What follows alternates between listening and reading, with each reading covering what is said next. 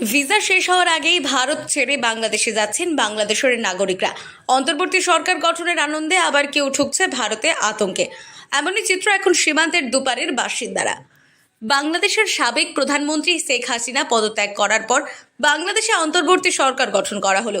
আর এই বাংলাদেশের অন্তর্বর্তী সরকার গঠন হতে বসিরহাটের ভারত বাংলাদেশ ঘোজাডাঙ্গা সীমান্তে ভিন্ন চিত্র দেখা গেল। যেসব নাগরিকরা বাংলাদেশ থেকে পাসপোর্টের ভিসা করে ভারতে এসেছিলেন, তারা দেশে ফিরে যাওয়ার জন্য ভিড় জমাচ্ছে ঘোজাডাঙ্গা সীমান্তের চেকপোস্টে। কবে এসেছেন?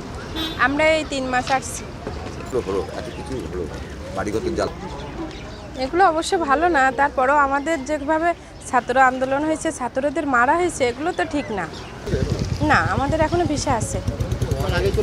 হ্যাঁ খুশিতে যাচ্ছেন? হ্যাঁ, খুশি তো। যে স্বাধীন হয়েছে তো, এটা তো খুব খুশি যে নতুন করে আমরা স্বাধীন দেশে পা দিচ্ছি, খুব খুশি আমরা। সেই ছবি ধরা পড়ল সকাল থেকেই।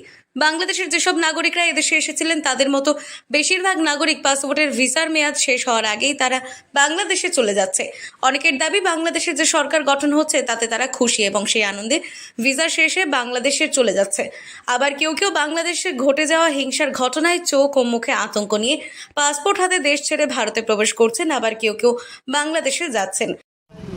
আতঙ্ক তো একটু থাকে, রাস্তাঘাটের আদৌ ইন্ডিয়া প্রবেশ করতে পারবো কি পারবো না, কারণ এই পর্যন্ত গত 1 মাস যাবত যা হয়েছে, রাস্তায় আগুন, গাড়িকে ভাঙচুর, সেই হিসাবে একটা আতঙ্ক ছিল। যা হোক, ঈশ্বরকে ধন্যবাদ যে আমরা সেফলি পৌঁছাতে পেরেছি।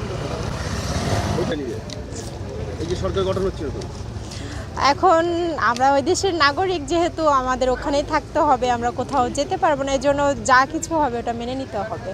সে বাড়িঘর ধরিয়ে দিচ্ছে, জেলখানাতে কয়েদি হতে সব বেরিয়ে গেছে, ভীষণ খারাপ অবস্থা। আপনি কি আতঙ্কে চলে আসলেন?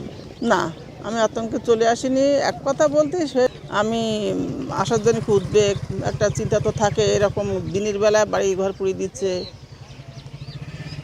তারপর ওখানে তো অনেক লোকজন মারাও গেছে।